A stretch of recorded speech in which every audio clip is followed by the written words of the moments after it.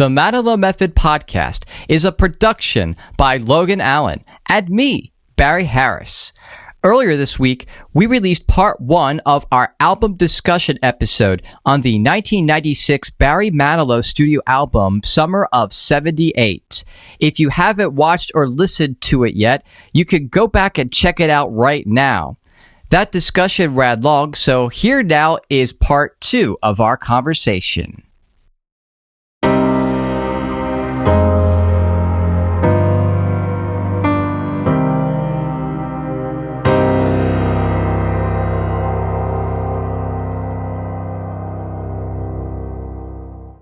Okay, so now, this next song is very interesting. We've Got Tonight, written and performed by Bob Seger. Here's something I wanted to make sure we talk about.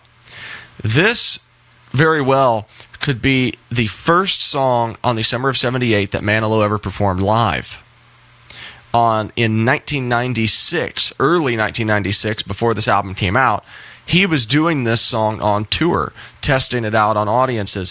And I read somewhere that every time they did it, the arrangement got stronger, the performance got stronger, and he felt more attached to it.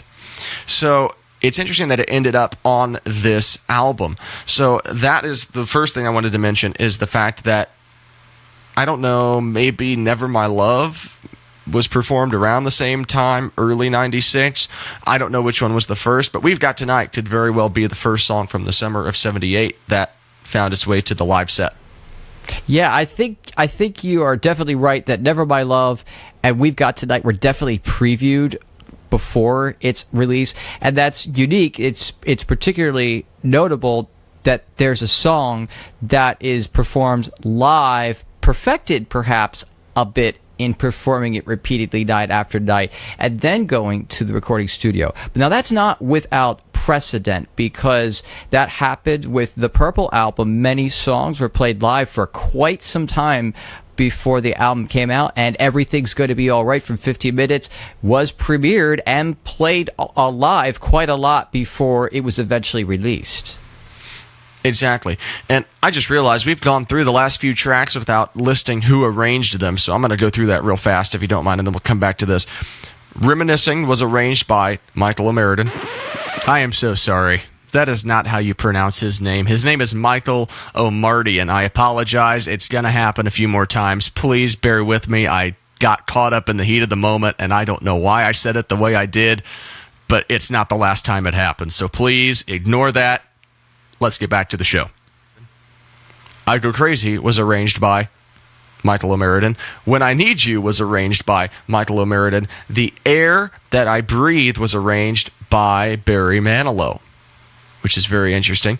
And then Bluer Than Blue was arranged by Michael O'Meridan. And We've Got Tonight, that we're on right now, was arranged by Barry Manilow, which is interesting because it's a Manilow arrangement that likely stems from the fact that he was trying it live so often in early 1996.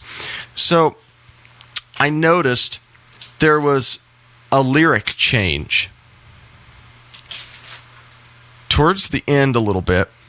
In the original version, Bob Seger says, "I'll keep searching even after today." Manilow says, "I may stop searching after today."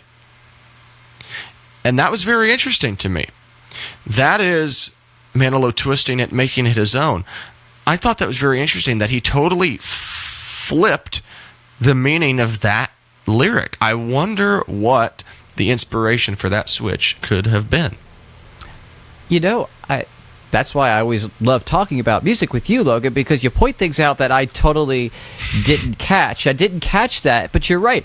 That is quite a significant shift. It could really change the whole intention behind the singer. And I know that Manilow is very intentional when he sings a lyric. He knows where he is, he knows who he's singing to, and he knows how the story ends. So we can imagine that he has mapped that out on all of these songs. And so right there, we were talking about which of these changes are just happy accidents and interesting, and which of these are planned. This is definitely very intentional. I'm very interested that you caught that. So one other thing I wanted to mention, take a drink, everybody at home. Another Mayflower reference I noticed at 2 minutes and 54 seconds, there is a riff from Talk to Me. I'm not going to play it. I want you to go to this song and see if you can hear it. Because again, I might be making things up. But go take a listen. It's around 2 minutes and 54 seconds in We've Got Tonight. I swear I hear a riff that is called to in Talk to Me. Maybe not exact, but pretty close. So that is my challenge for all of our viewers. I hope we have viewers. This is our second episode, so I don't know. But anybody that does end up watching this and making it this far into the video, go check out Talk to Me from here at the Mayflower around 2 minutes and 54 seconds in, and let us know what you think. Again, I go crazy sometimes. Oh, there you go. Oh, that was terrible. I'm so sorry. Okay, so are we good? Is that song? Yeah, and the only thing to mention is that this is really another radical departure from the original version of the song. So that really is something just to really highlight here, because I think that's the strength of Manilow, how he finds unique ways that none of us would have ever thought of, and he knows how to really make a song that you already know, make it fresh, and put an interesting spin on it. I mean, he's always done that, but that's one of his strengths. Absolutely. So let's move here to track number 9. I'm going to say this right off the bat so I don't forget it. It was arranged by both Michael O'Meridan and Barry Manilow. There you go. And the original version, I realized I didn't write the writers down. So do you have the writers? Yes, Parker McGee. And it's so funny, Parker McGee, if you were watching our last episode, you heard that name because Parker McGee wrote Where Do I Go From Here as on the Even Now album, and Parker McGee wrote I'd Really Love to See You Tonight. Now, that particular songwriter primarily was writing the material for England Dan and John Ford Coley, and believe it or not, England Dan and John Ford Coley actually also did Where Do I Go From Here. So that's the common thread we have. So I'd Really Love to See You Tonight.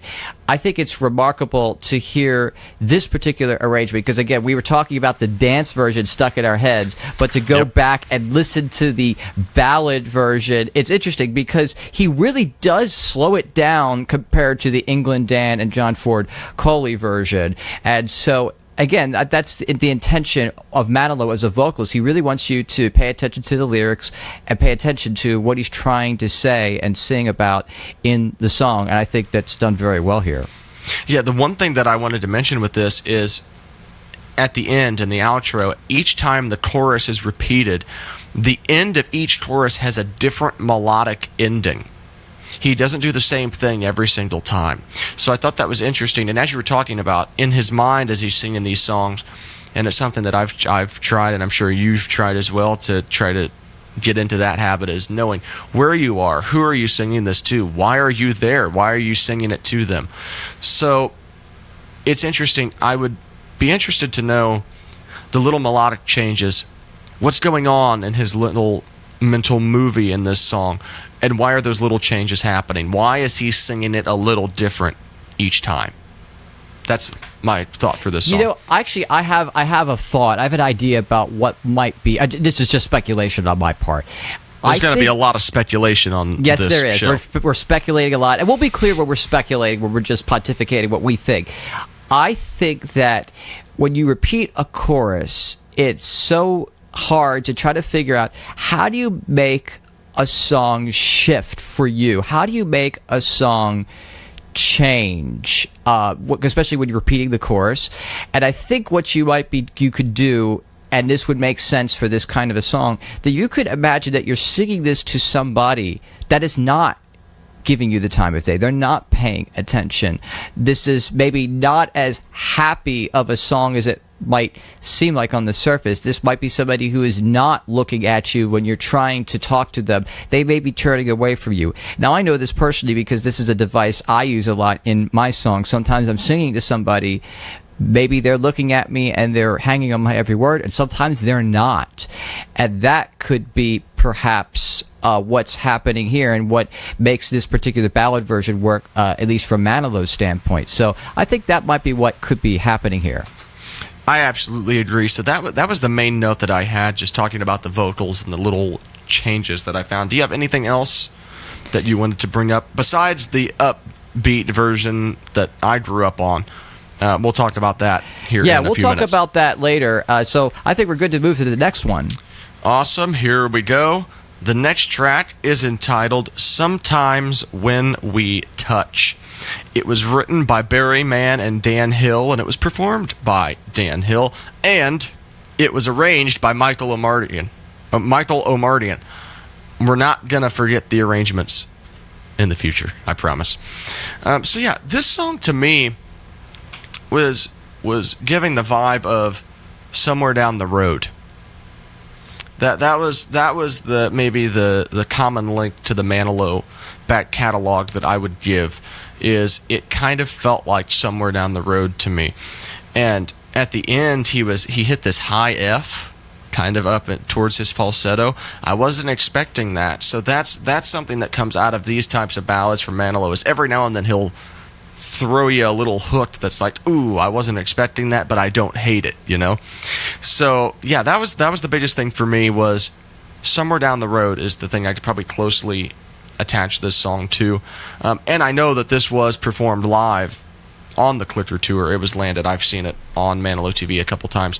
What are your thoughts on this track, Barry? You know, it's so funny you pick up on Somewhere Down the Road, because there's actually a thread to pull on that actually makes sense. And now you got me thinking here, Logan. So Barry Mann was married to Cynthia Weil. And Barry Mann and Cynthia Weil were a legendary songwriting team. They wrote so many great songs together. In fact, one of the songs that they wrote together, that they wrote with Manilow, was Dancing in the Aisles. Now, Barry Mann and Cynthia Weil, they did write separately on several occasions. This is an example of Barry Mann writing with Dan Hill, but for Somewhere Down the Road, that was Cynthia Weil writing with Tom Snow. So that was a completely different collaboration. And so that's, now that you point that out, now I'm intrigued, because was there some sort of symbolic complementary relationship between these two songs? I don't know, but maybe there is. Now you got me thinking. I know. I've got myself thinking too, and sometimes that's a little dangerous. Is there anything else that you wanted to point out so we can actually get to some facts and stop making up theories? Yeah, I think this is a song where Manilow definitely kept the DNA intact of the song. He didn't radically alter it. The only real thing that he did was find the right key for him, and that's so I think he knows when it's time to just leave the DNA of the song alone and just sing it, or if there's an opportunity to really assert himself artistically within the song. Yeah, I totally agree. Okay. That is Sometimes When We Touch. Next up, we've got a couple more tracks here on the regularly released version of the album. We have track number 11, which is Never My Love. It was written by Dick and Don, is this pronounced Adrisi? I think so. Something like that. And it was performed by the Association. Now, again, here at the Mayflower reference coming at you momentarily. This song, mixed with some of the others, really explains to me why Manilow went the direction he did with the Mayflower, just when it comes to the drums and the tones of the instruments. I mean, he did Manilow Sings Sinatra next, but that was a cover record. That was a cover album. He had to stay true to what that was with that sound. Here at the Mayflower was the next album that he really had full control over. What should this album sound like? And I think after listening to this song, it really cemented it for me that he took so much of what he explored on the summer of 78 and took it with him into the coming years. And I also made a note that this is one of the simplest songs on the record. And I thought that was interesting because we've come out of some fairly complex arrangements with some of the other songs, coming into this and seeing how, along with We've Got Tonight, this song was performed earlier in 1996. And, like you said, We've Got Tonight was a bit of a departure from the Bob Seger original version. This is so simple. So, give me your thoughts on why you think that might be. Well, it's the simplicity, Logan, you're right, that really stands out to me on this song. It's a really beautiful song. It really works really well for me.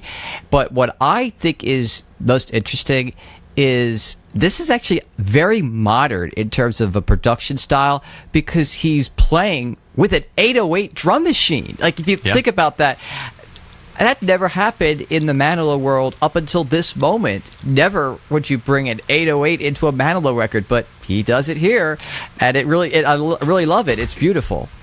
Yeah, I think the closest he ever got was 1985, the Manilow record with all the electronic and kind of into Swing Street and all that stuff. Just getting into electronic instruments, but that was modern for that time, and this is modern for this time. So he does a good job at blurring the line, or just not crossing the line between fully following trends and accepting changes that are made in music. Because he's not following trends with this album, but he's pulling elements from the trends to make the album he wants to make, but also appeal it to the people that are maybe enjoying more of the current music at the time. And I think that is one of the key principles of the Manilow method. What you just articulated very well there, Logan. It's you can bring in fresh ideas without chasing the trends in ways, like I said, that could, sometimes in retrospect they could be a little bit embarrassing, but not here. This was really a nice modern touch, a modern flourish. Again, that we're looking back 30 years later, and it doesn't sound incredibly dated at all. No, it really doesn't. And I don't remember, did I mention who arranged Sometimes When We Touch? Michael Lomardian arranged Sometimes When We Touch, and Barry Manilow arranged Never My Love, which again probably also stems from the fact that they were performing it live. Is there anything else you would like to cover on this song before we get to the final show? Oh, yes. Very briefly, I want you to do what you're going to do, because I know what you're going to do. Yes. So, So, there is much more that Manilow produced during this time.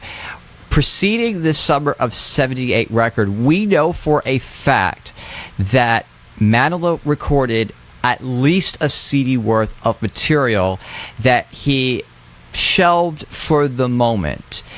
And the reason why we know about this is because he's actually talked about this. I used to have a 900 number that the BMIFC would set up that you could call it, and then every month he would personally put a message on there and just, muse about whatever was on his mind.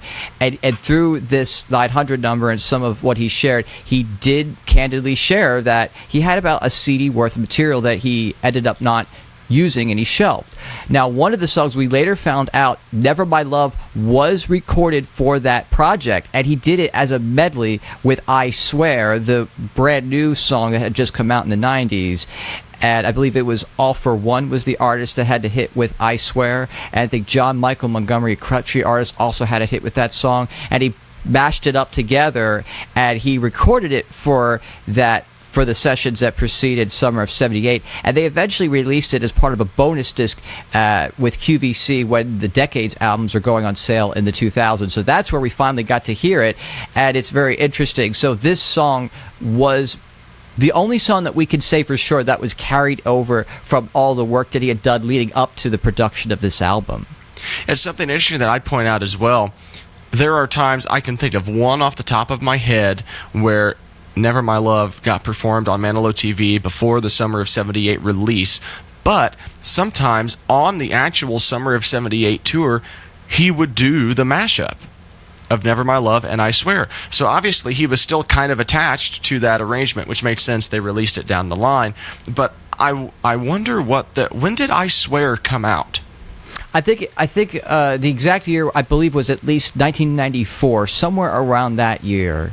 So it would make sense why I Swear was left off the Summer of '78 album. Yeah, it's not on the radio in the '78, so it doesn't fit the format. It doesn't work. Exactly. So I think it's interesting that he would record the mashup in, like, let's say 95 for that CD's worth of material, and then turn around, do the Summer of '78, do Never My Love, but not I Swear, and then do the Summer of '78 tour and do the mashup. I think that's very interesting. Yeah, maybe there were greater plans for it that was thought of at the time, because, I mean, you and I are artists, and we can now empathize with what that's like. We have ideas in our head, we think we know what's going to happen, but down the line it just never happened. So that could have happened in that case. Exactly. So let's move on here. Final track on the regular release of the Summer of '78, but we still have a ways to go. We are like an hour into this. This is crazy. So here we go. This is track 12, Just Remember I Love You, arranged by Barry Manilow. I remember that time. And it was written by Rick Roberts. Could not say that 5 times fast. And it was performed by Firefall. The biggest note that I want to make mention of is finally a key change. Yes, that doesn't happen on this record. I'm telling you, it was so satisfying to finally hear a key change at the end of this record. And something else I made a note of that's a little different about this song, the vocal tone seems a little different. Listening, there was just going from the last couple tracks into this, there was a slight difference in the tone of the vocal. Now, I don't know if they recorded it on a different day, if, they did it in a different room. I don't know, but there was just something that was a little different to me. I'm curious to hear if you heard that as well. Well, I could say for certain, in reading the liner notes, the one biggest thing that jumps out to me, that this song is the one and only song that Manilow actually plays the piano on for this record. So because of that, this song has a much different character than anything else on this record. And he really mentioned when he was doing his special on VH1 that was going to be promoting the Summer of '78, he mentioned sitting down and slowing it down and really focusing on the words, and just really realized how beautiful these words were. So he created an arrangement that would support it in a really beautiful way. And so this is a very special version of this song. Again, it's very unexpected, but it's very satisfying. Yeah, I totally agree. Something I wanted to notice, towards the end, there's a couple little motifs that have happened earlier in the record. The biggest one that I hear is the outro is the title track, Summer of '78. So, I would be interested. I'm not familiar enough with the whole album to listen and be like, that's that, and that's that. But I'd be interested, anybody watching, if you want to do the work for me and go back and listen to the end of Just Remember I Love You, please tell me how many songs are called back to, because I heard the Summer of '78 for sure, and I thought I heard something that reminded me of the first line of We've Got Tonight. Yo, wow. Okay, my mind's blown right now, because I never... I think you're right. I think that was intentional. That it's a... That it goes... Yeah. Yeah, that's the same intro. Yeah. Yeah. So I want either you or me or somebody watching, go back, listen to the end of Just Remember I Love You, see how many Easter eggs from earlier in the album he put, because I found at least two. I found at least two, which leads me to believe there might be more. Well, I agree. I think that's intentional. I really think that was... It has to be. It has to be. Yeah. Okay. Wow. So that's my biggest note, other than we finally got a key change after 11 tracks. So, I mean, is that all that you have, or are we... Yeah, let's, we have something else to talk about now. So we talked about this whole time the Summer of '78. Let me grab this, but really, Now we got to talk about the hot summer of 78.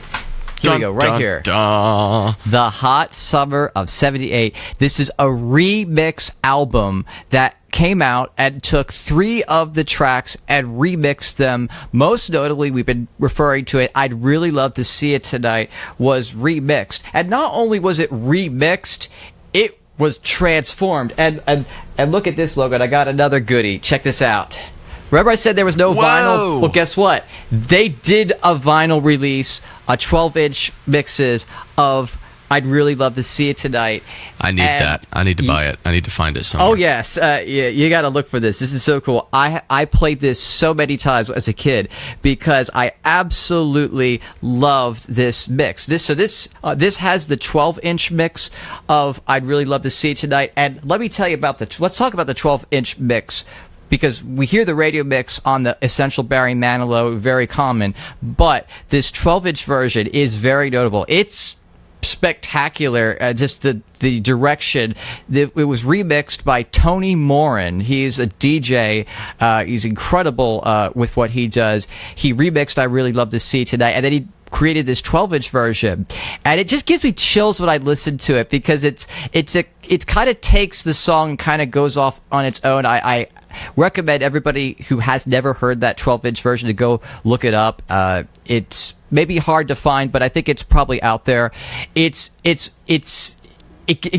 it gives you chills, and I'll tell you, but really what really makes my spine tingle, at the very end, there's this drum sample that echoes and fades.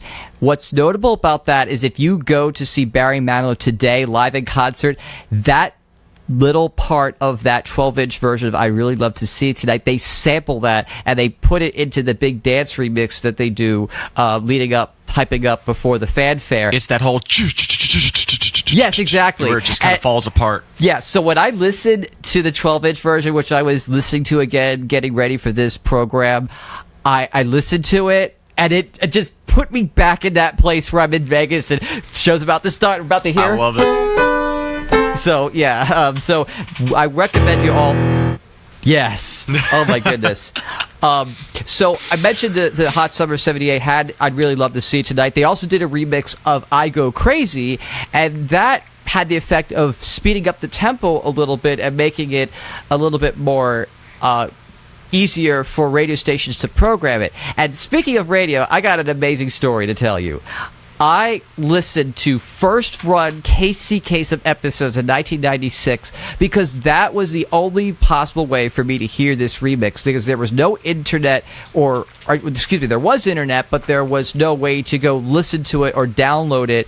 We had to wait for a CD to be shipped to us. And so I remember waiting for weeks and weeks for this CD, the one I just held up, to get to us. So the only way that I could hear the new version of I Go Crazy was to listen to Casey Kasem's Countdown, and that was the first time I heard I Go Crazy was on the radio. And finally, last but not least, on the Hot Summer of 78, a new release they have on the Hot Summer of 78 was a remix of Sometimes When We Touch. And I think of all the remixes, this was the least substantial remix because it just simply, it kept the same tempo. It put a rhythm track behind it, which is kind of interesting.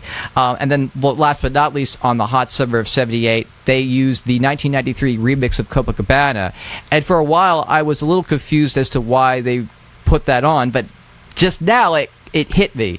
Copacabana came out in 1978, so this is totally in line with the Hot Summer of 78. So, again, I think that's a bit of a rarity. I don't think that's very common, but if you can find that, it's worth getting your hands on. I mean, I had a great summer with it. So that was the Hot Summer of 78. So real quick, we just want to mention those remixes of I Go Crazy and Sometimes When We Touch ended up getting played in concert after the Hot Summer of 78 was released. So before it was released, they were doing the ballad versions. But after the remixes were released, they began doing those remixes whenever those songs would come up in concert. So that's all I wanted to mention there. So that is, as Barry was saying, the Hot Summer of 78. And now we are reaching a point, one of my favorite points of the episodes here, where we talk about 2 or 3 of our favorite tracks from the album. I'll go first if you don't mind, just getting there. I would say probably my favorite track from this album is Bluer Than Blue. Another favorite of mine is We've Got Tonight. And then my third, drum roll, I would have to say it's probably Reminiscing. Yeah. There's just something so infectious about that that groove that I just find myself going back to. That I want to dissect the layers of it. I love the chord progressions and the melody changes. So I think it's interesting. Earlier, that cassette you mentioned, The Touch of Summer. Two of my favorite tracks were on that. So yeah. I thought that was interesting. So those are three of my favorite tracks. What are yours, Barry? Yes, so I would say one of my favorites was I'd Really Love to See It Tonight, the dance remix version. So, see, I've got another variety. I have a cassette single of I'd Really Love to See It Tonight. You have everything. Of course you do. And then, well, technically, I don't have everything. I am borrowing some of these from other people's collections in order to have everything. So I personally don't have everything. Just want to be clear about that. You have access to everything. I think that's a better way to phrase it. Yeah, okay, that's right. Okay, I kind of do have access to a lot of things. Not everything, but in 1996 and 1997, I made sure and thank you to my mom and dad for supporting me in this. I wanted to have everything, and they were so gracious and kind to make sure I could. So I mentioned I'd Really Love to See It Tonight. It was Barry Manilow's biggest commercial smash of the 1990s. It was his biggest chart position on the singles, and as like we said, he really redefined the song. So my second favorite is Bluer Than Blue, and look at this. This is the CD single of Bluer Than Blue. This was an advanced promo that was sent out to promote the record. I happened to find this at a record show, and I had to get this, of course. Well, yeah, I need that too. I have a lot that I need to find. I've got a shelf over here with some stuff, but I need it. I need more. Yeah, and so I'd say the third song, I would say The Air That I Breathe. I think that was so well done. I love Manilow's interpretation of that. And I think because the original is really great too, and I love that, but Manilow has made me love his version even more. So that was well done. Really great cover. So those are my three favorites. That happens with me a lot. Anytime he does a cover, like a lot getting into the Decades albums, I find myself being drawn more to the Manilow versions than I do the original versions. And I'm sure he'd be happy to hear that. It means he did something right. So now, Barry, we've reached a point that I am very excited for, and we're going to try to do this on every episode. We did it on the last episode with Even Now. We're going to do it again now. Please explain what the heck is about to happen. Okay, so Logan and I decided we really want to try to... This is already fun for us, but we added another element to make this really fun. Logan and I are picking an MVP of the album. We have not discussed that in advance. We have not told anybody. We've not talked to each other about who the MVP is, so we might have a real Siskel and Ebert-like debate right here on the program when we reveal our MVP. So on a piece of paper, both Logan and I wrote down who our MVP is. Now, the MVP can be anybody associated with the album except for Barry Manilow. He cannot be the MVP. So yeah, he would be the MVP on every album. So I think it goes without saying that it's somebody else other than Manilow himself. Okay, so Logan, do you have your piece of paper? And on the count of three, three, we'll show it to the camera and we'll reveal this to each other for the first time. Okay, on three, 1, 2, 3. Michael Amarty and I said Tony Morin. Okay, so yes. Logan, tell us about your choice. So, obviously, Michael Amarty was the producer, but I'm not giving him the MVP just for being the producer.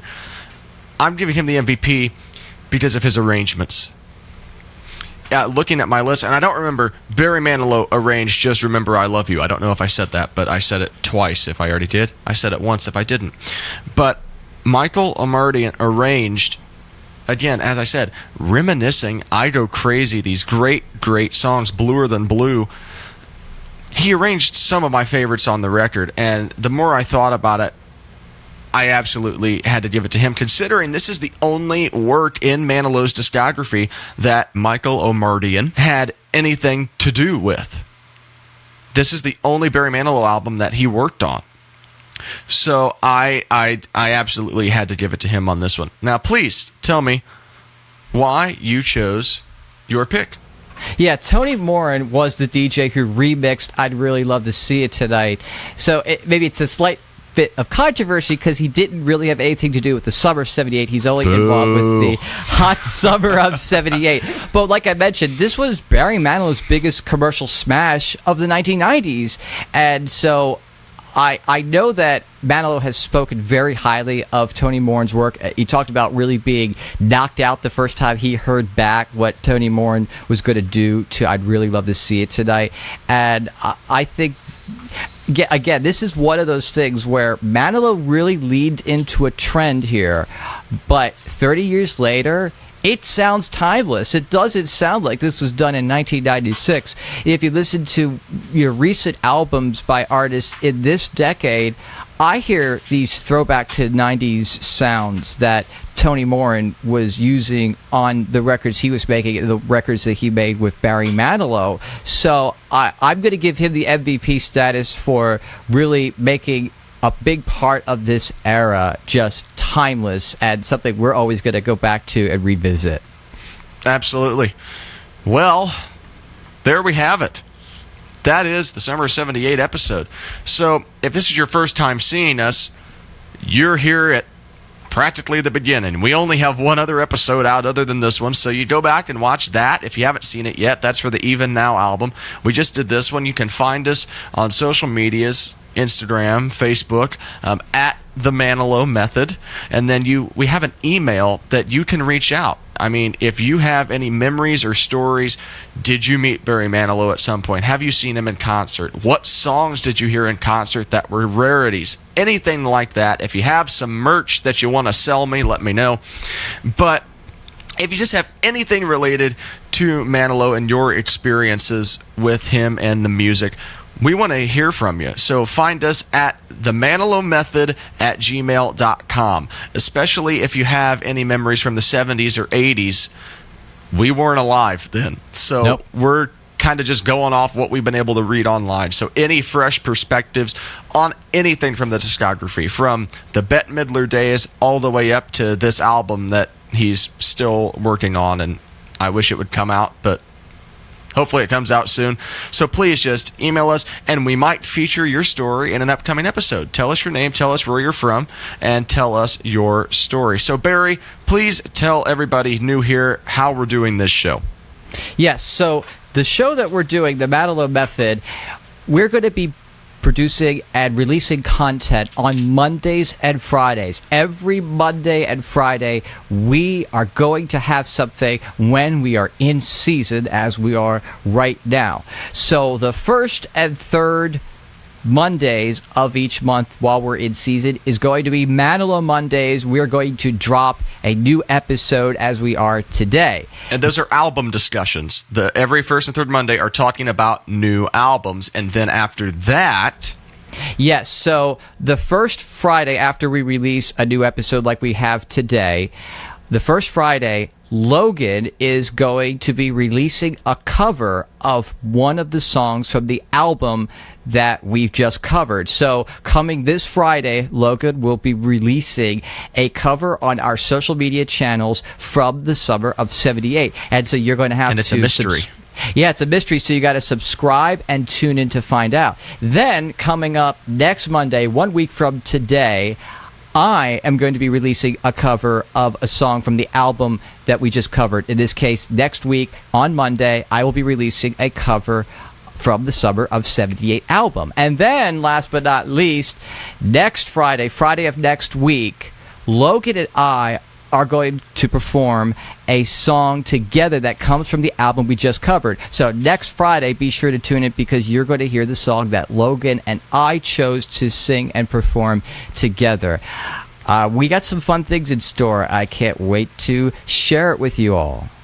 Absolutely. So thank you all so much for tuning in. We hope you enjoyed our discussion on the Summer of 78 record. As Barry said, be sure to subscribe to our YouTube channel with the notifications on so you don't miss a video every Monday and Friday while we are in season. We can't wait to dive into more of Manilow's discography in the coming weeks and in the coming seasons. We hope you join us on our next album discussion where love is in the air with the Manilow Method. We'll see you next time, everybody. We hope you enjoyed today's episode of the Manilow Method with me, Logan Allen, and my co-host, Mr. Barry Harris. Before we go, I just want to make a brief plug for the Manilow Music Project. For those of you who don't know what that is Dr. Manilow's nonprofit organization that donates funds, equipment, instruments to schools' music programs that can't necessarily afford them. They're a great project with a great mission, and we highly recommend you check them out. You can find them at Manilow Music Project on social medias and at manilowmusicproject.org online. You can donate there and learn all sorts of other information. One more thing, our brief theme music that you hear at the beginning of every episode is based on Frédéric Chopin's Prelude in C minor. It was performed by my co-host, Barry Harris, and for those of you who are really in the know about Barry Manilow music, that is what Could It Be Magic is based off of, that Prelude in C minor. So one last thing, thank you to Barry Manilow and his band and his crew and everyone else that has helped in his success along the way, because without all of them, we would not be here celebrating this fantastic music with you. So be sure to tune in later this week on Friday when I drop a cover song from the album that we just discussed, and then Barry is going to drop one next Monday, and then we're going to drop a collaboration on one of those songs next Friday. So we've got content rolling out for you all week long. We hope you subscribe, hit the notification bell. Anytime we post a new video, you will be alerted. Thank you so much, everybody. We will see you soon on the Manilow Method.